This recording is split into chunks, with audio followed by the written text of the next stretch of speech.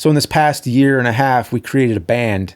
So we got Rex VIPER now. Yeah. This was like just the most fun side project ever. I mean, just, doing Nerd for so long and everything. I just wanted to do something else. And it's not a new thing either. It feels like I've been wanting to do some kind of band for the past 20 years, really. The idea really started with live shows. The whole idea was like, we want to play a live show at Too Many Games, which it seems to be happening now, actually. But a few years ago, we talked about this, and I think we were just so busy with Nerd and everything else, we just never got to it.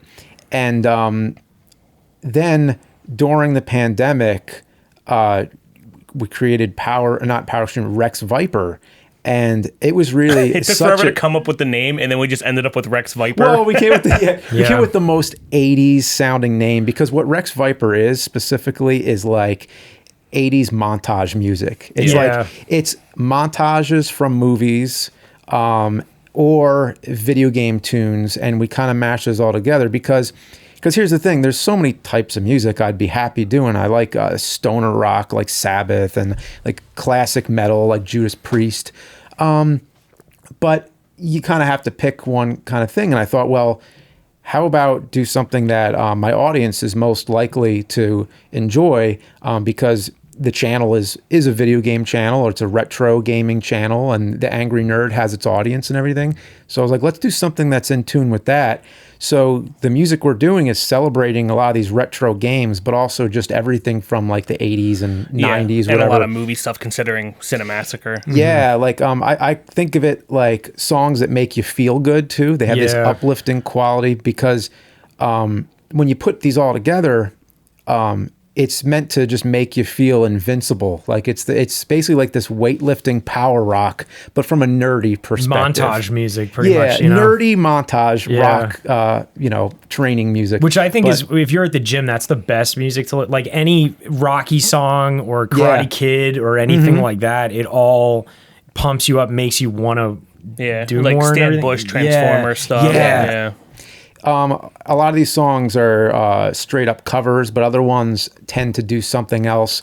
Like Mighty Wings and Hadoukens basically started because the song Mighty Wings by Cheap Trick, which is in Top Gun, is basically the same riff as the Ken theme in Street Fighter. Yeah.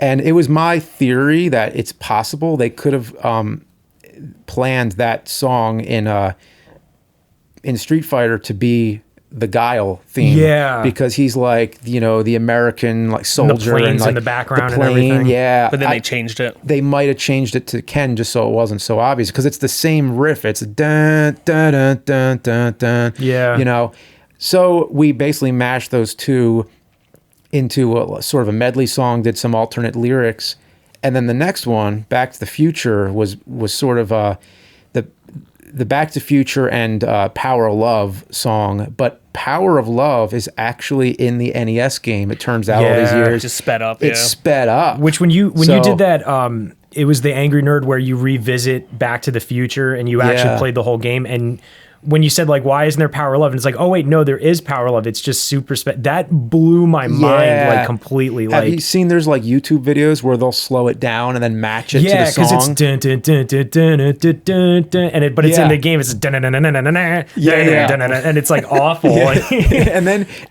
because they did the same thing with Johnny Be Good at the one part where Marty's playing the guitar in the NES game, but it's Johnny Be Good, but it's just super sped up. So it is Johnny Be Good. Yeah, really? It's when he's playing it, you got to catch the music notes or whatever. The kids are gonna love it. Yeah, that's funny. Oh, and Bob Gale tweeted. No, he didn't tweet. He mentioned it in an interview that he saw the Rex VIPER video. Oh, that's which is so cool. Yeah, Bob Gale, the creator of Tattoo Assassins, also. So in Power of Love, we started off playing like the main song, and then we speed it up until it turns in the NES song. And I knew doing that is pretty hard, to just like have a tempo change where it's like a gradual change. I was like, this is going to be pretty close to impossible to play live. Yeah. So the mentality was, at this time, we didn't know when the hell we're ever going to have a chance to play live. So we just figured, you know what? more people are going to see it on YouTube anyway. So just concentrate on the recorded song, make that as good as possible, and then we'll figure out the live show later. And that's all pretty much thanks to James Ronald too. He is insane, like his composing and everything. Yeah. The members in this band, it kind of just came together organically. Like we didn't really, there was no audition process or anything. It was just kind of like it came out of conversation. So what really sparked it after a while, like we had been talking about Power Extreme, but then at that convention in Portland, I was talking to Adam because we went out to some bars, and I remember we were just sitting there, and he's like, "Yeah, I play bass, and like, you know, you want to do this band?" I'm like, "Fuck yes! Why are we not doing that? Like, let's do it."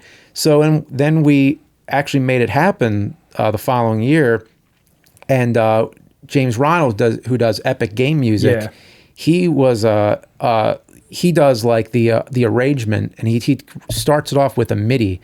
He'll do like a MIDI that we can all follow, and then after everybody records their parts, he also does the final stage where he mixes the song.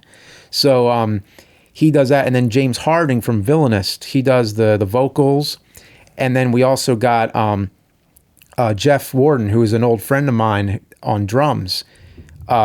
So it all kind of just came together from like just having conversations with people. It is confusing that there's 3 James in the fucking band. There are 3 Jameses in this band. Actually, doesn't every single person because now actually technically I am not a part of the band at the moment. I had prior engagements I had to leave for, but everybody's name in the band begins with J except for Adam and me at the time. It was the J, like everybody, and then 3 of which are James. Then there's James, Jeff, Justin, Adam, Kieran, and the 5 was like the 5 J and A's or whatever. That's right. Well, Kieran, I think of you as kind of like a fringe member right now. Yeah, like I'm kind of like a floater at the moment. Yeah, It's a real session musician.